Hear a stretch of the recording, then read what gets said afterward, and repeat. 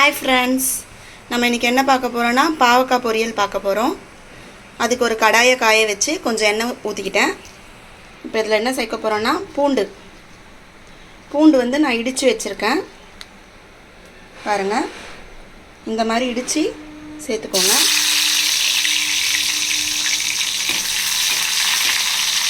எண்ணெய் கொஞ்சம் ஓரளவு ஊற்றிக்கோங்க. ஏன்னா நம்ம பாவக்காயில் தண்ணி சேர்க்க போகிறது கிடையாது, அந்த எண்ணெயிலே தான் ஃப்ரை பண்ண போகிறோம். அதனால் எண்ணெய் கொஞ்சம் கூட சேர்த்துக்கோங்க. பூண்டு ஃப்ரை ஆகிடுச்சு. அடுத்து 3 காஞ்ச மிளகாய் போட்டிருக்கேன்.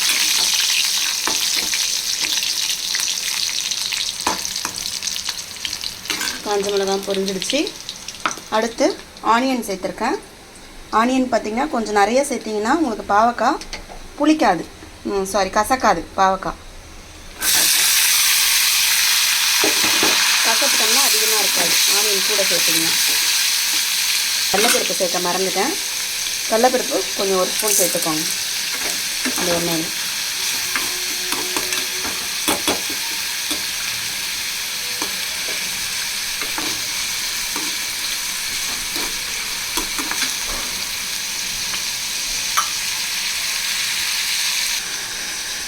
பாவக்காய் பாருங்கள், இந்த மாதிரி கட் பண்ணி வச்சுருக்கேன். பாவக்காவை விதை எடுத்துகிட்டு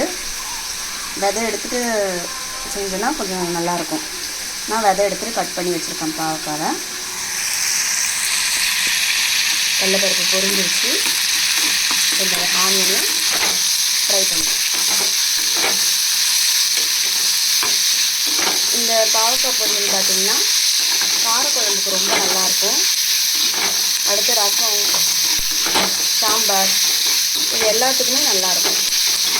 நம்ம பாவக்காய் வந்து அடிக்கடி நம்ம சேர்த்துக்கணும். இதனால் சுகர் லெவலும் கண்ட்ரோலாக இருக்கும். பாருங்கள், இப்போ ஆனியன் நல்லா ப்ரௌன் கலரில் ஃப்ரை பண்ணிட்டேன். கடலைப்பருப்பு, ஆனியன், காஞ்ச மிளகாய், பூண்டு இது எல்லாமே நல்லா ஃப்ரை ஆகிடுச்சு. ஆனியன் எதுக்காக நல்லா ப்ரௌனிஷாக நான் ஃப்ரை பண்ண சொல்கிறேன்னா, இந்த பாவக்காய் சேர்க்கும்போது அந்த ஆனியனில் இருக்க இனிப்பு பாவக்காய்லாம் சேர்ந்து நம்மளுக்கு ரொம்ப கசப்பு தன்மையை ஏற்படுத்தாது, சாப்பிட்றதுக்கு ரொம்ப நல்லாயிருக்கும். இந்த மாதிரி பண்ணுங்கள். இப்போ அடுத்து நம்ம பாவக்காவை சேர்த்துப்போம்.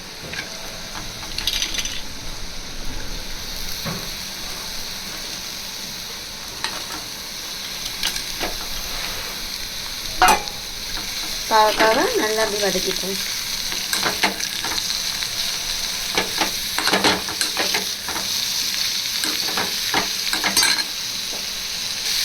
பார்க்க அது நிறையா இருக்க மாதிரி இருக்குது. அது நல்லா குக் ஆகிடுச்சு. பார்த்தீங்கன்னா ரொம்ப குவான்டிட்டி கம்மியாகிடும்.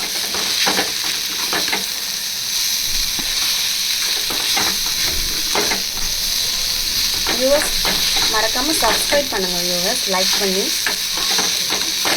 கமெண்ட் பண்ணுங்கள். ஆனால் இப்போ நம்ம மிளகாத்தூள் சேர்க்க போகிறது கிடையாது.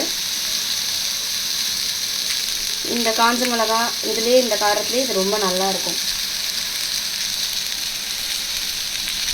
கொஞ்சமாக சால்ட் சேர்த்துக்கலாம்.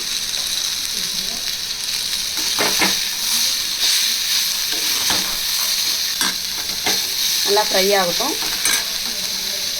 இப்போ பாவக்காய் பார்த்திங்கன்னா நல்லா குக் ஆகிடுச்சு.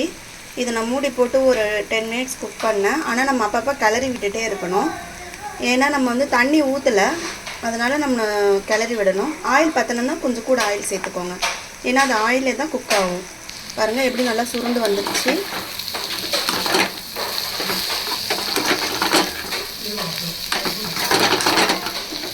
நான் ஆயிலே தான் குக் பண்ணேன். இந்த ஆயிலே குக் பண்ணிட்டு தண்ணி சேர்க்கலை.